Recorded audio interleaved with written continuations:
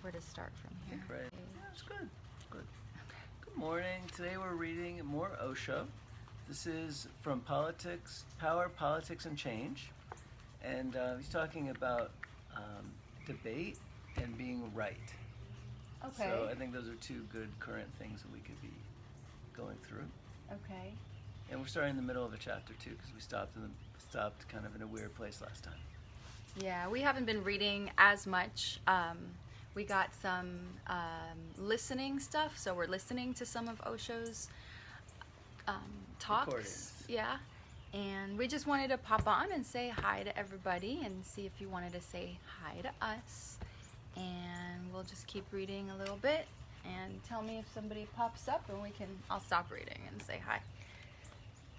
Okay. Ready? Sounds good. So where should I start? Or there. Or there. Or there. Okay, it's kind of like in the middle of a thing. I would just start reading right there, and people will get get the idea. Okay, so I'm gonna just start reading. Yeah. But if both persons are egoless, then it is very difficult. Then a strange thing is known to happen in Japan. It is almost an everyday thing. Before you take up your sword to hit the other man's sword is already ready to defend. It is not taken up after your move, no, but before you have even thought of the move. It is as if, in that split second, when you think of the move, before your hand makes the move, the thought has reached him, and the man is ready to defend. That too happens only if you are absent. Then the sword is not separate from you. You are not doing anything. You are simply there, absent, allowing things to happen. But if both are egoless, then it can go on for days. Nobody can hit or even scratch the other person. This is not the ordinary instinctive level of power. You have moved to a higher level, even higher than the second. You have moved to the third level, the intuitive. Hey, Josie! I don't know if I waved to her. Tell me, how are you, Josie? We're here reading on a rainy day. Okay, so we moved to the instinctive level of power, to the intuitive level, over the instinctive. Just as it can happen with swords or boxing or Eastern-style wrestling, the same can happen with intelligence on the third plane. One of my professors I have told you about, I have loved only 2 professors in my whole career. I have troubled many, and I have not left even these 2 alone, but I loved them. About one, Dr. S.K. Saxena, I have said something to you. The other was Professor S.S. Roy. He had written his doctoral thesis on Shankara and Bradley, on comparative study. He presented the first copy of it to me. I said, "This does not look good. I am your student, and you are presenting me with the first copy of your thesis, as if it came from the press." He said, "In my opinion, you deserve it." Josie says we're very cute. Oh. Aw, thank you. I said, "But in my opinion, your whole thesis is, even the title is wrong because you are comparing 2 men of 2 different levels. Bradley is an intellectual, a great intellectual. He dominated, in the beginning part of the century, the whole world of philosophy. He was the top intellectual. Shankara is not an intellectual at all. Of course they both come to the similar conclusions. That's why you have compared them. You see that the conclusions are similar. But you don't see that they come to similar conclusions from different roots. And that is my objection to it, because Bradley simply comes to those conclusions through logic, while Shankara comes to those conclusions through experience. Shankara is not just arguing about them as a philosopher. He argues as a philosopher too, but that is secondary. He has experienced a truth. Now, to express that truth, he uses logic, reason, intellect. Bradley has no experience, and he admits he has no experience, but intellectually he finds these conclusions to be the most tenable, the most valid. So I told Professor Roy, if you ask me, you have compared 2 totally different persons who are not comparable.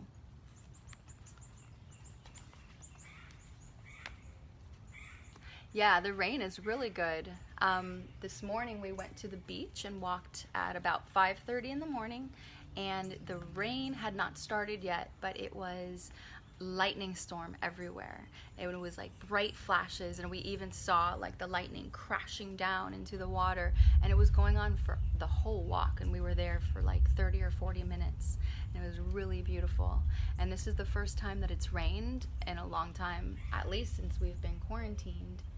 I see some blue sky now, but it's been really, really dark. So, how's the weather in Germany? This part of the book is boring. He said, "That's why I have given you my first copy. I know that if anybody will even think about it, go deeply into it, it is you. I will present this book to the Vice Chancellor, to the head of the department, of all of my friends, but I don't even hope that anybody else is going to object just in seeing the title." I said, "You should go through it again because I will be reading it and there are going to be 101 questions, so go through it again. You may have completely forgotten some of the points because you have been working on the thesis for 5 or 6 years. And there were other points, but the basic point was continually, again and again, coming up.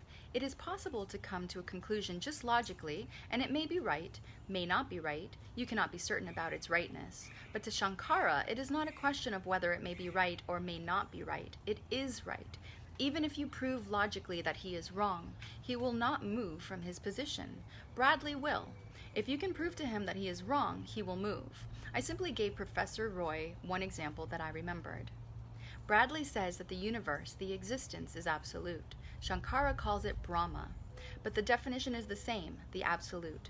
I drew a circle and asked S.S. Roy, if this circle is perfect, then there is no possibility of any development, evolution, progress. Perfection does not allow any change. If existence is absolute, perfect, then it is dead.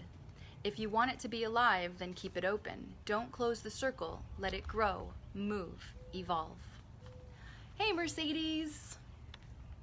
I want to say hi to all my friends because we're kind of lonely here. We've been here alone, so I just wanted to say hi and see how things are. So, Let's keep it moving here. oh, okay. Okay, this is getting good though. Okay. I'm sorry that I said it was boring because it's not boring. It's good. I don't agree with Bradley because he will not be able to even answer a simple argument, such as, is your universe dead or alive? Of course he cannot accept that it is dead. If it is dead, then I am dead. Bradley is dead. Everything is dead.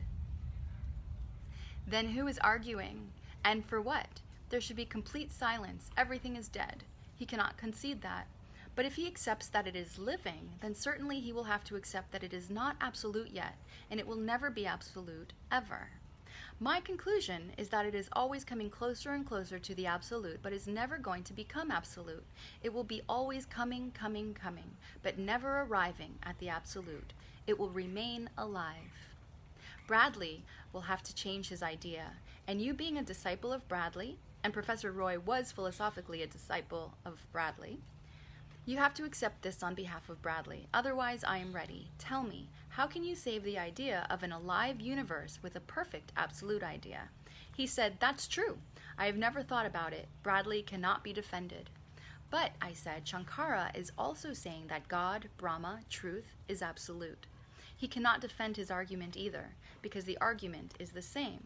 But the difference is that Bradley will have to change his standpoint, and Shankara will simply laugh and say, you are right. My expression was wrong, and I knew that somebody who knows will find out that the expression is wrong. You are absolutely right. My expression is wrong. But Shankara will not concede that he is wrong. His position is that of experience. It is not intuitive. There is no fight at all at the intuitive level. The politician on the instinctual level is just a wild animal. He does not believe in anything except being victorious. Whatever means are needed to be victorious, he will use. The end justifies all his means, however ugly they are. Adolf Hitler says in his autobiography, means don't matter. What matters is the end. If you succeed, whatever you have done right. If you have failed, whatever you have done is wrong. Wait, I'm going to read that again. Adolf Hitler says in his autobiography, means don't matter. What matters is the end. If you succeed, whatever you have done is right. If you fail, whatever you have done is wrong. You lie, but if you succeed, it will become true. Do anything, just keep in mind that success must be at the end. Then success retroactively makes everything right.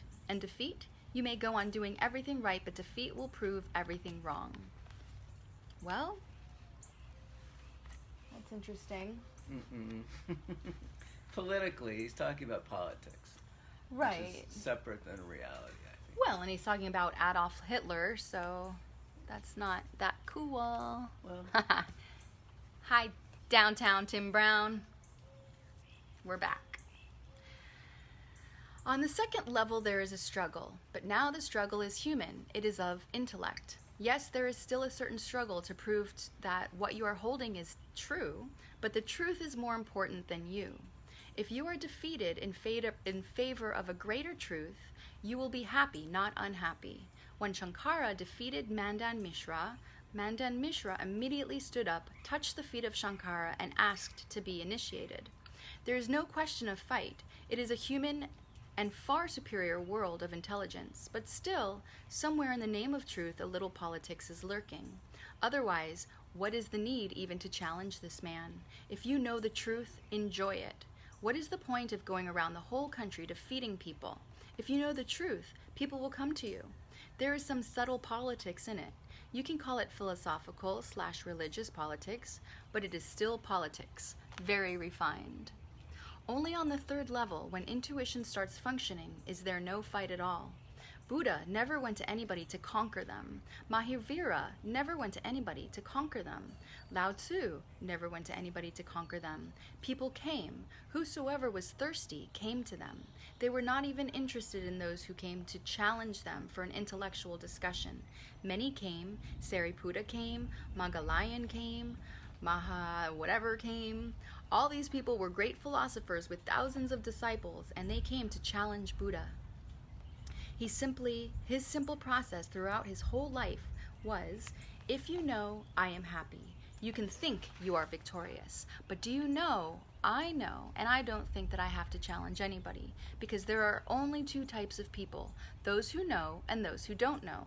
Those who don't know, how can I challenge those poor fellows? It is out of the question. Those who know, how can I challenge those fellows, those rich fellows? That is out of the question. What did she write? She's saying that Germany has sunshine for a change, and yeah, that this is the first time I think on Facebook Live. I see. He asked Sariputta, if you know, I am happy, but do you know? And I am not challenging you, simply inquiring. Who are you? If you don't know, then drop the idea of challenging me. Then just be here with me. Someday, in some right moment, it may happen. Not through challenge, not through discussion, not even through expression. And people were really honest. Sariputta bowed down and said, please forgive me for challenging you. I don't know. I am a skillful debater, and I have defeated many philosophers, but I can see you are not a philosopher. Now the time has come for me to surrender and to see from this new angle. What am I supposed to do? Buddha said, you have just to be silent for 2 years. Just to be silent for 2 years. That was a simple process for every challenger who came, and many came. Buddha would say to them, 2 years, complete silence, and then you can ask any question. And 2 years silence is enough, more than enough. After 2 years, they have even forgotten their own names. They have forgotten all challenge, all idea of victory. They have tasted the man. They have tasted his truth. So on the intuitive level, there is no politics at all. In a better world, the people of intuition will be the guiding lights for those who can at least understand them intellectually. And the intellectual politicians, professors of politics, the intelligentsia, theoreticians, they will be the guide for the instinctive politicians. Only this way can the world be at ease, live at ease. The light should come from the highest level. Ooh, I love that. The light should come from the highest level. It will have to be passed through the second category, because only then may the third category be able to catch hold of something of it. The second category will function as a bridge. That's how it was in ancient India. It happened once. The really intuitive people lived in the forests or in the mountains, and the intellectuals, the professors, the pundits, the scholars, the prime ministers, used to come to them with their problems, because they said, we are blind, you have eyes. It happened to Buddha. He was holding his camp by the side of a river, and on both sides armies were standing. There were 2 kingdoms, and the river was the boundary, and they had been fighting for generations over which kingdom the river belonged to, because the water was valuable, and they had not been able to decide. So many times they had made the river red with blood, and the fight had continued. Buddha had his camp there, and the generals of both the armies came to him. Just by chance, they entered his camp at the same time, and they saw each other. They were shocked at this strange coincidence, but now there was no way to go back. Buddha said, "Don't be worried. It is good that you have come both together. You both are blind. Your predecessors have been blind. The river goes on flowing, and you go on killing people. Can't you see a simple fact? You both need water, and the river is big enough. There is no need to possess the river. And who can be the possessor? All the water is flowing into the ocean. Why can't both of you use it? One side belongs to one kingdom, the other side belongs to the other kingdom. There is no problem. And there is no need to even draw a line in the middle of the river, because lines cannot be drawn on water. Just use the water rather than fighting over it." It was so simple, and they understood that their fields and their crops were dying because they had no one to care for them. Fighting came first over who possessed the river. First, the water had to be possessed. Only then could you water all your fields. The stupid mind thinks only in terms of possession. The man of insight thinks of utility. Buddha simply said, "Use it, and come to me again when you have used all the water. Then there will be a problem. Then we will see. But come to me again only when you have used all the water." The water is still flowing after 25 centuries. How can you use all the water? It is a big river, thousands of miles long. It brings the water from the eternal snows of the Himalayas and takes it to the Sea of Bengal. How can you exhaust it? And those kingdoms were just small kingdoms. Even if they wanted to exhaust it, there was no way. The insight should come from the intuitive person, but the insight can only be understood by the intelligent. And then the intelligent can help the politician of instinct, for whom the only desire is power. This I call meritocracy, because the ultimate merit dominates the influences the lower rungs and helps them to rise above their level. It has no vested interest, and because it has no vested interest, it is free and its insight is clear. It will be difficult for the intuitive person to explain anything to the instinctive person, because they are so far apart, belonging to 2 different dimensions without any bridge. In the middle, the intellectual can be of immense help. So this is about the 3 levels of person that OSHO is talking about. The first is instinctual, the second is intellectual, and the third is intuitive. And he's saying that politicians are the lowest level and that they're pure instinct. And it's like a fighting instinct. It's an animal instinct that they have, that they desire power and they want to lead people because they are so, their ego is so small, and let's just say they're animals. And so the intellectual, the scholar, the person who studies, is the bridge between the intuitive person, where the light is coming from, and then that light can be shown to the animal character through the intellectual, who is able to express it and explain it and read about it and talk about it. So we need all 3 different levels of people. So I just wanted to say that was one little part, and this is going to finish soon. Okay. So, the universities, the colleges, the schools should not only teach political science. It is such a stupid idea to teach only political science. Teach political science, but also teach political art, because science is of no use. You have to teach practical politics, and those professors in the universities should prepare politicians, give them certain qualities. If that can happen, then the people who are now ruling all over the world will be nowhere at all. Then you will find rulers who are well-trained, cultured, knowing the art and the science of politics, and always ready to go to the professors, to the scholars. And slowly, it may be possible that they can approach the highest level of meritocracy, the intuitive people. If this is possible, then we will have, for the first time, something that is really human, giving dignity to humanity, integrity to individuals. For the first time, you will have some real democracy in the world. What exists now as democracy is not democracy. It is mobocracy. What is mobocracy? Mobocracy. Okay, well, he made up a really interesting word, like like a mob, maybe. Yeah. Like just mobs don't think. Mobocracy. Have you heard of group think? I learned that in high school. One of the few things I learned in high school about group think. So when there's like a big group of people, and there needs to be some sort of decision made, people come up with all different ideas, and it's the one who's like really excited. It's probably that politician, that one in the instinctual level, who's like, guys, this is what we need to do. And then because nobody else can think of anything else to do, or nobody wants to fight with the person who has the big idea, they'll all agree, and it's a group think, because the whole group starts thinking the same way. Like that's the only possibility that they see, and it's ridiculous. Like it doesn't even make sense sometimes, and it gets people into a lot of trouble. So does anybody else have anything that they want to share? It's a beautiful day here in Naples. It was raining earlier, and it's mellow now. We're gonna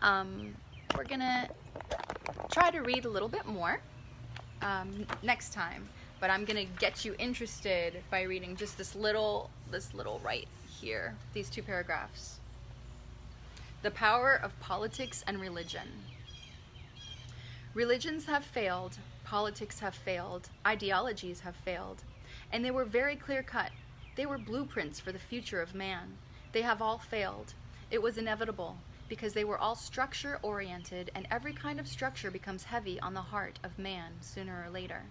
Every structure becomes a prison, and one day or another you have to rebel against it. Have you not observed it down through history? Each revolution in its own turn becomes repressive. But this is not revolution, this is rebellion.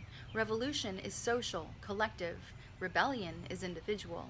We are not interested in giving any structure to the society. Enough of the structures. Let all structures go.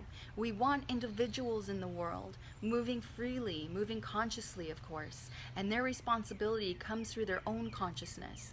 They behave rightly, not because they are trying to follow certain commandments. They behave rightly.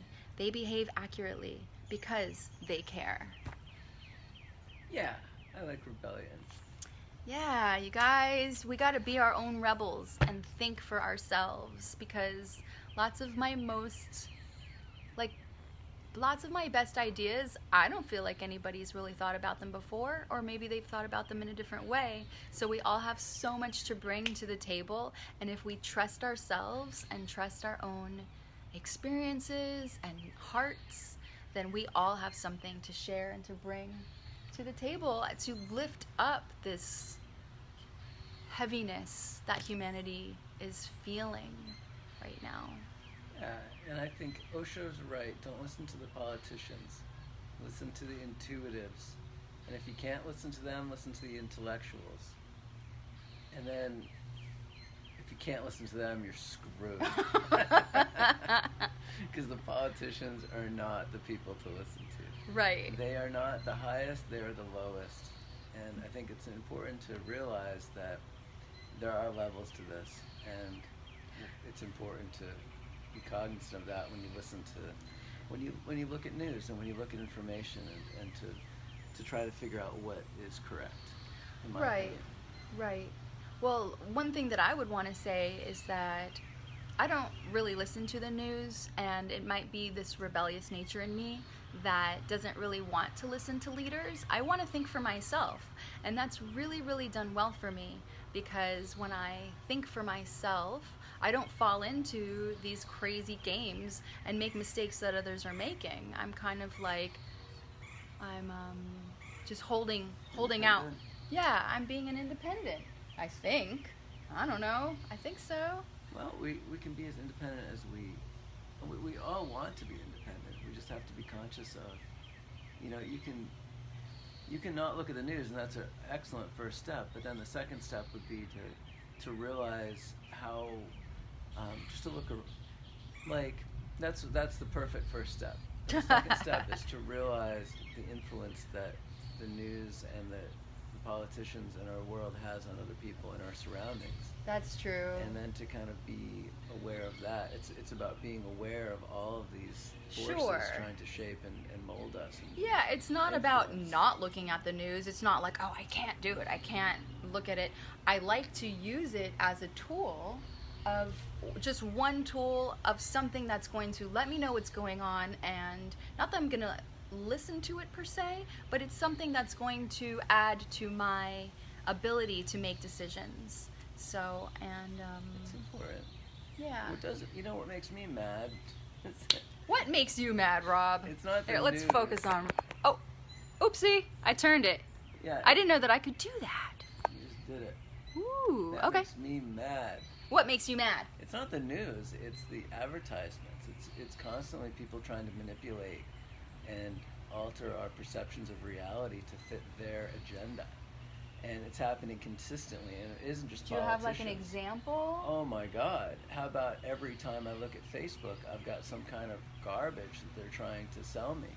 Or anytime you look at, I don't watch the TV, but anytime anyone's trying to sell you anything, it's that is not coming from a place of love, that's coming from a place of money. True. They want your money. Well, A, we know? all have to make money, and but B, it's funny because the commercials that come to me on my Facebook page, like they kind of really try to figure out what type of person you are, and so I don't know what kind of commercials you're getting, but I'm getting ones that like have these sticky papers, these like stickers that like shine rainbows into your home when the sun hits. That's the kind of commercial that I want, because I actually want to buy one. I'm just holding off, but I think I'm going to buy one of those sticky things in the future that makes rainbows. No, that sounds great. I mean, I like that. If anybody wants to pipe in, we're just talking over here, so. Yeah, those things sound good. But I think if you look at like the hierarchy of smart versus like of people, like what Osho is saying, you know, the intuitive, and then you've got your intellectuals, and then your politicians, and then I think there's like, and then there's like the brainwashed or the trying to brainwash, and that is like the advertisements and the people trying to influence you to take your power, essentially. To take your power. And when you look at, I think you need to look at that as not the highest level of information or knowledge, but as the absolute lowest. People trying to have an infomercial, you know, or trying to sell you something. That is down here. Those people are they have an agenda. But let me just say, if you are at that level, then I think that if you're open to listening to something like Osho, then that's the level in which you are able to be affected. So I don't think it's bad to be anywhere on any level or plane. You are where you are, and if you are feeling like you want something more, or that you have been manipulated, or you're unhappy with your life right now, maybe trying to either listen to Osho with us reading, or there's a million. I'm not even saying just Osho. I'm saying that there's so much good stuff out there. There's so much beautiful, interesting information that is helpful, and I think all of it is giving you back your power. All of this information is to help build you and teach you how to live your own true life. So I have one more thing to say. Okay. And then we have to go. yeah, we have to go soon, but here we go. So what we're saying about like being a little bit of being this part or this person or that person or that person, we're all of those people. So we are all intuitive, intellectual, politic. We're all of those. It's like eating food. You don't just eat salt. That would be awful. You need salt with flour, with water, with a little bit of sugar, Right. and that makes Yeah. bread. You know, I mean. I know. I love when Rob tells me this. He's talked to me about this before, where, you know, sometimes if you're having a bad day and you're like being really cranky and awful, like all of us are that at some point, and all of us are wonderful at some point. Like even that person that's like such a dick to you sometimes can be an awesome person in another moment. What? We're unfortunately that dick. And we ourselves are that dick. We are. Please don't cut out that portion of just me saying that. That'd be funny. But so continue. I think that was it, really. I was just trying to say that, like, when I understand. It's all of it. We're all of it. So not So to say yeah, like, Osho oh, even he fell into his own trap because he doesn't like putting things into categories, yet he just did. So he has these three different levels of processing, which is the instinctual, which are the politicians, the intellectuals, which are the scholars, and the intuitives, which are the happy, blissful people that have a lot of information to share. Right? Right. And what Rob is saying is that we're all three of them. We're all of them. So we can't say, oh, if you're feeling like you're this, then you're that, or this and that. It's like, no, you're all that. It's just maybe you might be maybe you're out of balance, you know? And maybe it's what you choose to be in the moment. You have to keep choosing which one you want to be. I have one last thing to say, and then I have to go. Okay. This morning, I started to snooze people on Facebook. No offense. I'm not telling anyone who it was. Well, these are my Facebook friends, so. But there's a lot of information coming to me that's a lot of the same, and I know what people are going to post before they post it, and I like it because what will happen is I'll like, oh, hey, yeah, I agree with that. I like it. And then all of a sudden, all I see are the same things from the same person. And one day, I will definitely like that, but I don't want all day, every day to be hearing the same thing stuff. about the stuff that's making me mad that I need to be every morning. Right. I'm mad. So I'm snoozing people, and it's awesome. It's a very empowering thing, and it's not a forever thing. You get them back in 30 days or whatever. But I think it's a way to make Facebook a lot more healthy, to make everything, because social media, it is a part of Sure, our and life. snoozing somebody is not like you're deleting them or unfriending them. Snoozing them is like, okay, let's not hear from you for 30 days because you're upsetting me when I read your posts. Yeah. I love you, I liked but it I one don't want to day. hear what you're saying right now. Yeah, just because you liked it one day doesn't mean you need it every single day. So snooze them and get some new stuff in there because, it's intense. It gets to be a lot after a while. So I hope you guys are all doing well. Oh, Emily. Oh, I love what you've been doing, Emily. I saw you doing your water dance on World Water Day. Yeah, Osho's awesome. We've been reading him a lot lately. So, hey, I hope everybody feels good. I hope that you're gonna create a wonderful day for yourself.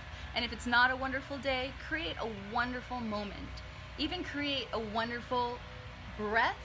Even if it's a 3-second breath, you know what? Those are 3 beautiful seconds that you have. And we just have to keep building on that. So, Good. all right. Bye, everyone. Sending love out there. Always.